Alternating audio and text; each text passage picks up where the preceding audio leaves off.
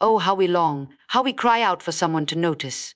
Notice our struggle, notice our pain, notice how hard we're trying. But let me tell you something tonight, and may it pierce straight to your heart. Nobody cares. And I say that not to hurt you, but to set you free.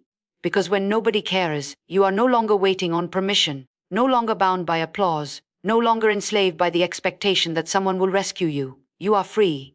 Nobody owes you understanding. Own your journey. It's one of the hardest truths to face, yet one of the most liberating once embraced. We are born into a world that promises very little and demands everything. Somewhere along the way, many of us begin to believe that others will understand our pain, that they will see our effort, that they will somehow grasp the weight we're carrying. We imagine that if they just knew, if they could feel what we feel, see what we see, walk through what we've walked through, they would care. But they don't. And the truth is, they don't have to. The world does not revolve around your suffering. It does not stop spinning because your heart is heavy. There is no grand pause while you gather yourself. Life goes on, coldly, blindly, and indifferently. That's not meant to sound cruel. It's meant to wake you up. Because waiting for someone to understand is like waiting for a ship that will never come. And the longer you wait, the more bitter, the more stagnant, the more stuck you become. There is no universal audience sitting in the shadows, nodding at your effort and pain. There is no round of applause for every hour you spend grinding in silence. You may sweat and bleed and cry in the dark, and the world will move forward as if you never existed. That is reality, but it's also your invitation to rise. You do not need them to understand, you need you. You need the fire that won't go out, the drive that does not beg for recognition, the spine that straightens even when bent under pressure, the courage to own your own journey, even when it's hard, even when it's lonely, even when it's thankless, especially when it's thankless. People will misunderstand you. They'll minimize your ambition, criticize your hunger, question your motives. You will be misread, misjudged, and underestimated. Let them walk away. Let them say what they will. You are not here to be understood. You are here to become. Your journey is yours. The path you walk was not meant for them. Your pain was not designed to fit their comfort. Your breakthrough was not scripted for public approval. And the sooner you release the need to be understood, the sooner you'll tap into a strength that was buried beneath the surface. Quiet, unwavering, and true. Stop explaining. Stop defending. Stop hoping someone will finally get it. Some won't. Many never will. And still you must go on. Still you must show up. Still you must grind when no one is watching. Because the journey is not about them. It never was. When you own your journey, you reclaim your power. You take your life out of the hands of others. You stop waiting for validation to start. You realize that every step forward is your responsibility. And you're right. No one can walk it for you. No one can understand it enough to carry it. And no one should have to. It is yours to walk, yours to endure, yours to finish. And that is where greatness begins. Not in being seen, not in being understood, but in choosing to go on anyway. Silence builds strength louder than applause ever will. There is something sacred about the quiet. Not the kind of quiet that comes from isolation or avoidance, but the kind that lives in the space where work happens without recognition. In a world obsessed with noise, likes, shares, claps, cheers, it is easy to forget the value of stillness. It's easy to believe that progress must be seen to be real, that growth must be broadcast to be meaningful. But the most powerful transformations happen in silence, behind closed doors, in the dark rooms where no one is watching, in the hours when your only witness is the sound of your own breath, pushing through the ache. Applause is fleeting. It comes and it goes.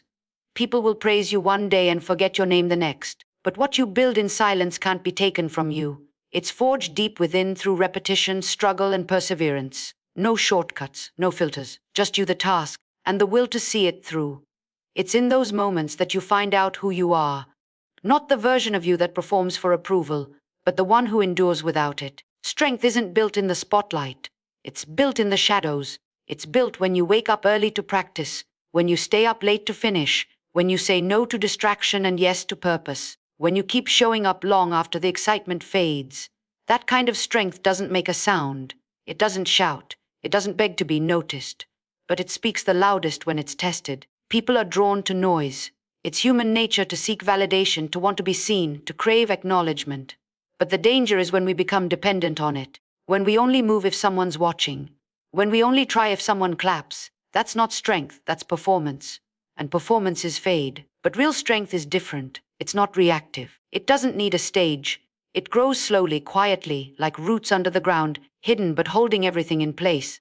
There is a kind of power that comes from doing the work without needing to be seen, from staying the course without needing to be praised, from choosing substance over spectacle. That power cannot be bought or imitated.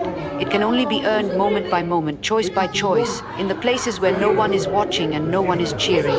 The quiet will test you. It will ask you who you are when no one's looking. It will strip away every excuse, every mask, every need for approval. And what's left, that raw, unpolished part of you, is where your strength begins. Not because it's perfect, but because it's real. Because it keeps going. Because it doesn't quit when the noise stops. You don't need to prove anything to the crowd. The crowd changes. The crowd forgets. What matters is what you build when there is no audience. What matters is how you move when you're alone. How you speak to yourself in the silence. How you respond when the only voice you hear is your own. That's where the breakthrough is. That's where the growth lives. Applause may lift you for a moment, but silence is what shapes you for a lifetime. Self-discipline is your true deliverance. There comes a point in every journey where motivation fades, where inspiration dries up, where the excitement that once pushed you forward becomes a distant memory. In those moments, what keeps you going is not emotion, not passion, not the approval of others. It is self-discipline. It is the quiet decision you make when nobody is around, when everything in you wants to stop, when every excuse seems valid and every delay feels justified. Self-discipline is the difference between wishing and doing, between dreaming and becoming, between staying stuck and breaking through. People often wait to feel ready. They wait for the right moment, the right mindset, the right mood. But readiness is not something you feel, it is something you create. And it is created in the trenches of repetition, in the daily grind of doing what needs to be done whether you want to or not. Self-discipline doesn't ask how you feel. It doesn't negotiate with weakness. It doesn't bow to tiredness or fear. It simply says, this is the standard, and holds you to it. There is a quiet power in the person who shows up consistently. The one who doesn't need to be hyped. The one who doesn't need to be pushed. The one who does it because it must be done. That kind of person becomes unstoppable. Because when you train yourself to do what's necessary regardless of circumstance, you eliminate the need to wait for perfect conditions. You stop being a slave to mood swings. You stop allowing external chaos to determine your internal decisions. You gain control, not just of your habits, but of your destiny. Deliverance does not come from a sudden miracle. It doesn't fall out of the sky. It is built slowly through the choice to master yourself, to master your impulses, to do the hard things even when easier paths are calling. It is forged in early mornings, in late nights, in uncomfortable conversations, in relentless repetition. It is the quiet battle against laziness, distraction, and doubt, and it is a battle you fight daily. Not once, not occasionally, but every single day. The temptation will always be there. To compromise, to delay, to justify less. You will be tempted to make excuses, to shrink back, to tell yourself that just this once it's okay to let it slide. But every time you give in to that voice, you weaken your resolve. You train your mind to surrender. You give away your authority, and the more you do that, the further you drift from the person you were meant to become. But when you rise above that temptation, when you take control of your time, your actions, your thoughts, you begin to transform. You begin to rise. You no longer wait for external motivation because you've developed an internal fire. You no longer rely on others to keep you accountable because you hold yourself to a higher standard. You become the kind of person who leads, who endures, who outlasts. Self-discipline teaches you to respect your time. It teaches you to honor your word, to show up even when it's inconvenient, to sacrifice temporary comfort for permanent progress. It is not glamorous. It is not exciting. But it is the foundation on which all great things are built. It sharpens your focus, it hardens your will, it molds your character. You begin to recognize that true power is not in bursts of inspiration, but in the daily commitment to the process.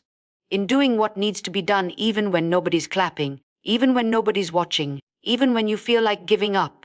Because that is when the real transformation happens, not in the moment of triumph, but in the quiet decisions that nobody sees. Embrace rejection as fuel, not failure. Rejection is one of the most powerful forces you will ever encounter. It has the ability to break you, or it has the power to build you, depending entirely on how you receive it. Most people run from rejection. They fear it. They take it personally. They allow it to plant seeds of doubt deep inside their minds, convincing them that they are not enough, not worthy, not capable. But rejection is not the end of the road. It is not a signal to stop. It is a divine redirection, a sharpening tool, a test of how deeply you want what you say you want. The sting of rejection can be unbearable. It cuts through your confidence and exposes your insecurities. It shows you exactly where your ego lives. But buried inside that sting is a gift, a lesson, a mirror, a moment of truth. Rejection doesn't lie, it reveals. It reveals where you still need to grow. It reveals where your foundation isn't as strong as you thought. It reveals how committed you really are. Most importantly, it reveals the kind of person you're becoming. If you allow rejection to define you, you've already lost. But if you use it, if you gather its energy and put it into your next move, you become unstoppable. Every no can become a source of clarity. Every closed door can refine your focus. Every time someone overlooks you, underestimates you, or walks away, you are handed an opportunity, not to prove them wrong, but to prove to yourself how unshakable your purpose really is. The world will not always applaud you. People will not always support you. Opportunities will be missed. Plans will fail. You will be told you're not good enough, not ready, not what they're looking for. And in those moments, you must decide whether your identity is rooted in public opinion or personal mission. Because if your worth is tied to acceptance, you'll crumble at the first sign of rejection. But if your worth is rooted in something deeper, something unshakable, rejection only makes you hungrier. It doesn't silence you. It ignites you.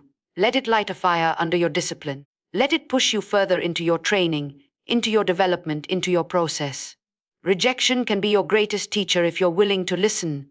It shows you the cracks in your armor. It teaches you humility. It reminds you that no matter how far you've come, there's always another level.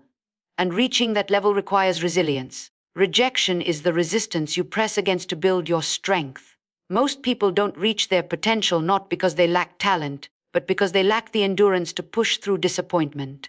They hear no once or twice and they retreat.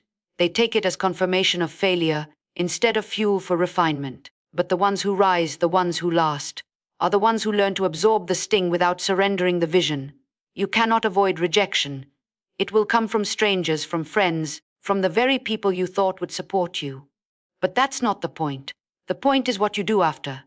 The point is whether you let it weaken your voice or deepen your resolve, whether you allow it to shrink your vision or sharpen your focus, whether you treat it as a wall or a weight.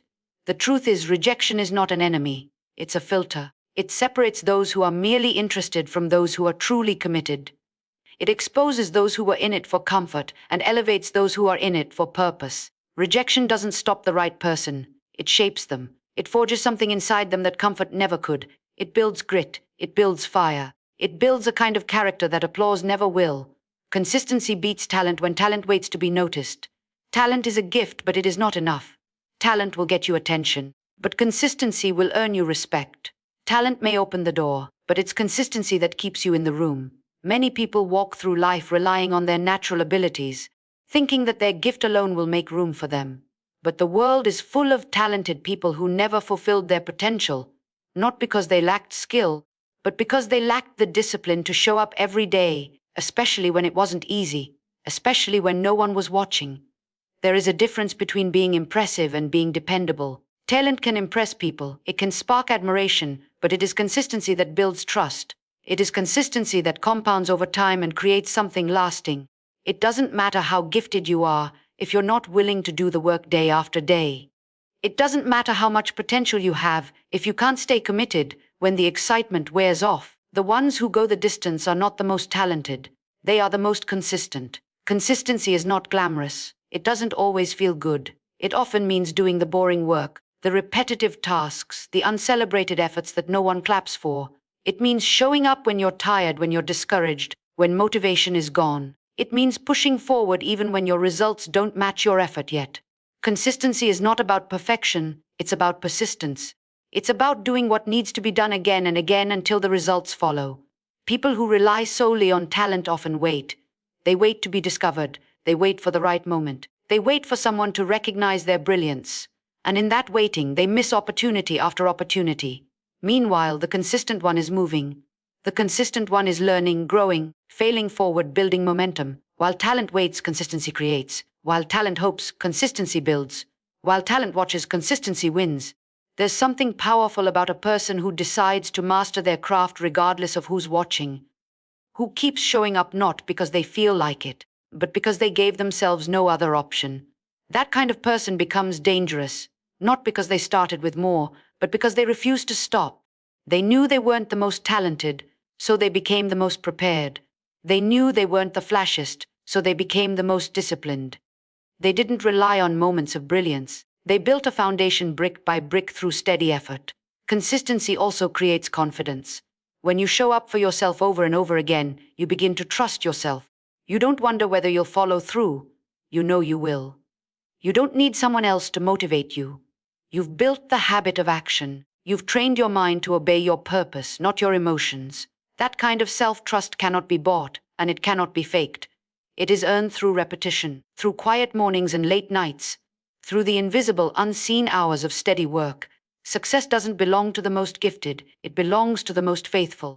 The ones who are willing to keep going long after others have given up. The ones who fall in love with the process, who stop chasing the outcome and start honoring the discipline. Because consistency transforms you, it sharpens your skills, it refines your mindset, it builds habits that become identity. And once it becomes who you are, you no longer need to wait for opportunities. You become the kind of person who creates them. Your power begins where excuses end. Excuses are subtle. They often wear the disguise of reason. They sound responsible, they sound intelligent, they convince you that you're doing the best you can, that circumstances are too difficult, that timing isn't right. But in reality, excuses are the bricks in the wall that stands between you and your potential. Every time you justify why something didn't get done, why you didn't show up, why you didn't follow through, you reinforce that wall. You make it stronger. You hand over your power piece by piece to comfort, fear, and passivity. Excuses give temporary relief but long-term regret. They allow you to sleep at night for a while, but they wake you in the morning with the same problems, the same limits, the same life. Nothing changes until you stop allowing yourself to hide behind reasons. Nothing shifts until you face the uncomfortable truth that the outcome of your life is not being dictated by your conditions, but by your choices. There will always be something to blame. There will always be a reason to wait, to pause, to hesitate.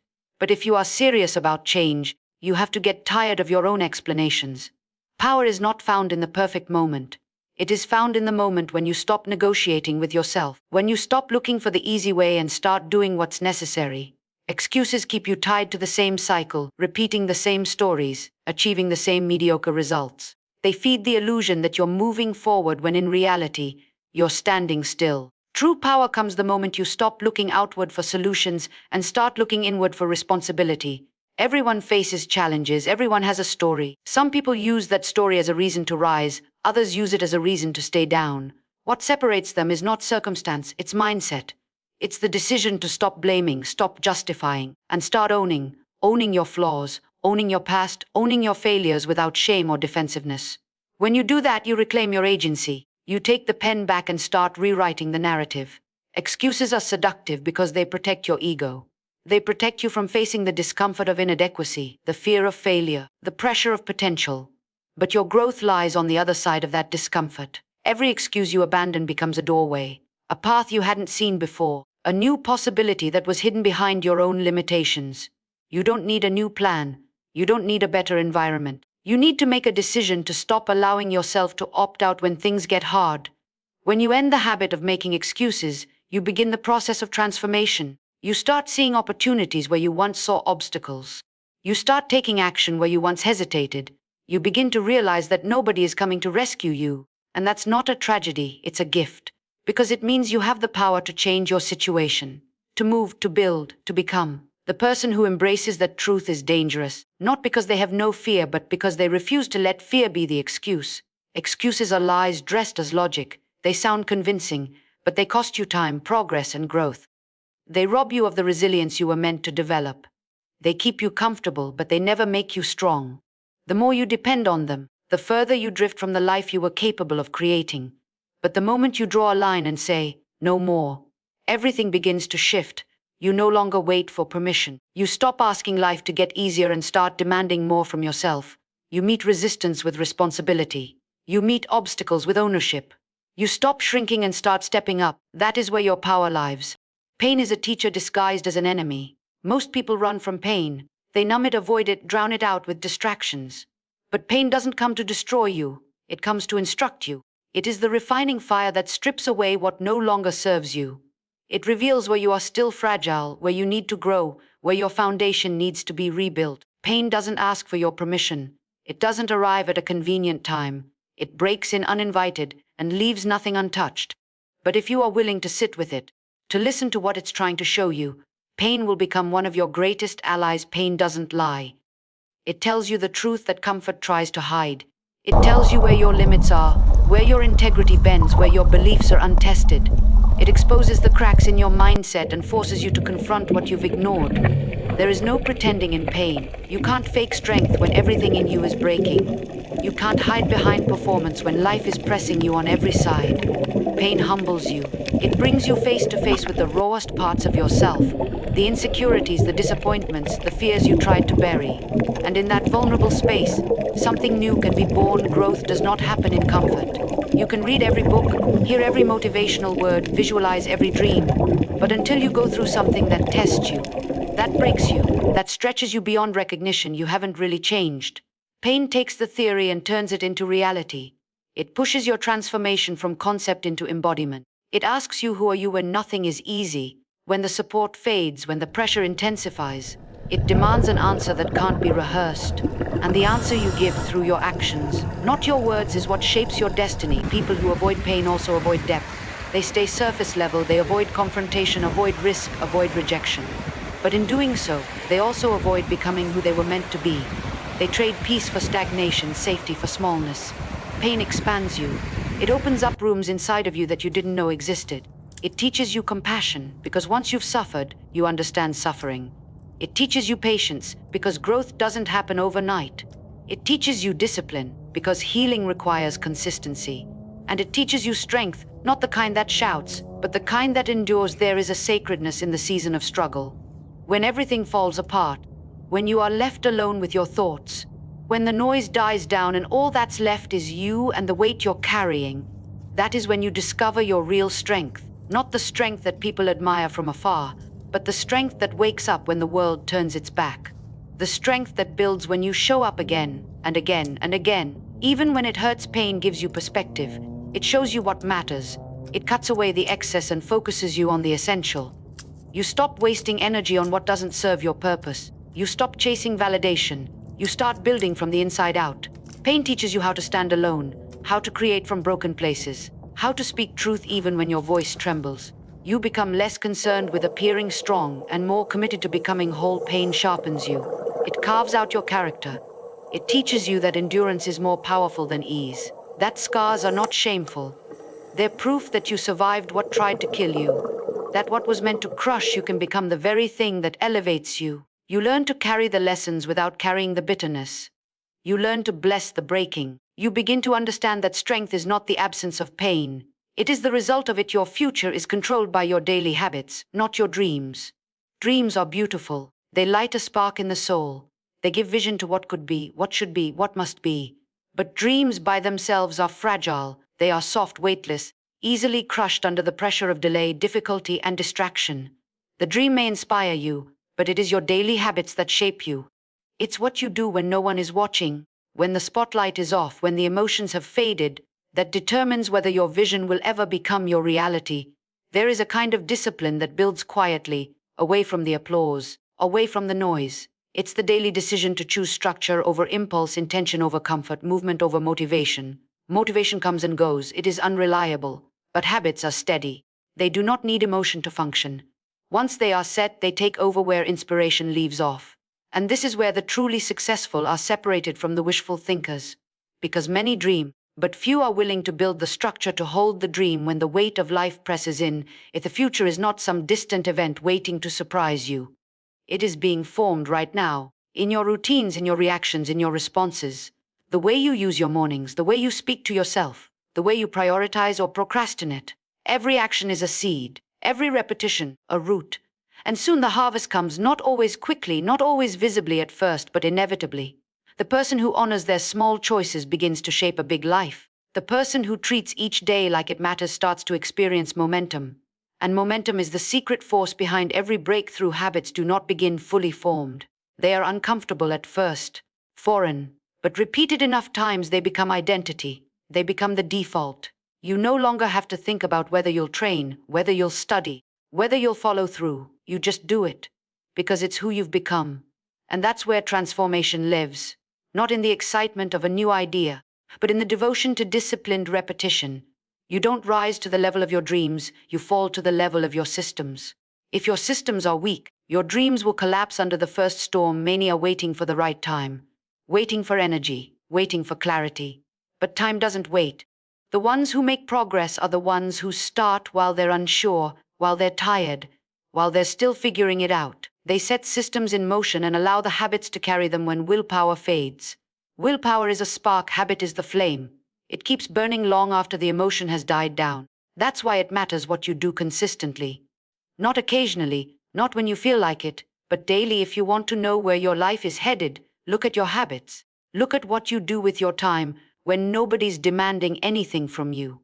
Look at what you return to when you're stressed, when you're distracted, when you're alone. That's where your real commitment lies. Not in your goals, but in your patterns. Not in what you promise, but in what you practice. Your habits are either building your vision or burying it. They are either pulling you forward or keeping you stuck. There is no neutral. Every day you are voting for the kind of person you will become. Habits train your mind. They train your body. They prepare you for opportunities you can't even see yet. Success doesn't appear out of nowhere. It shows up in response to preparation. And preparation is the child of habit. The more consistent you are, the less luck you need. Because consistency positions you. It aligns you with the life you say you want. It attracts the people, the opportunities, the breakthroughs that randomness could never provide. You've heard the world say, nobody cares, work harder. And now you understand. It was never meant to discourage you. It was meant to free you. Free you from waiting on validation. Free you from blaming circumstances. Free you from the lie that talent alone will carry you. Life will not hand you what you dream about. It will hand you what you earn. Through sacrifice, through consistency, through the silent decision to rise again when everything says quit. Pain will shape you. Discipline will refine you. Habits will build you. And excuses, they will die the moment you stop feeding them. You don't need easier. What you need is already within you. So stand up, take ownership, show up when it hurts, move when no one's clapping, and build a future that even your past will respect. Not because the world cared, but because you decided you did.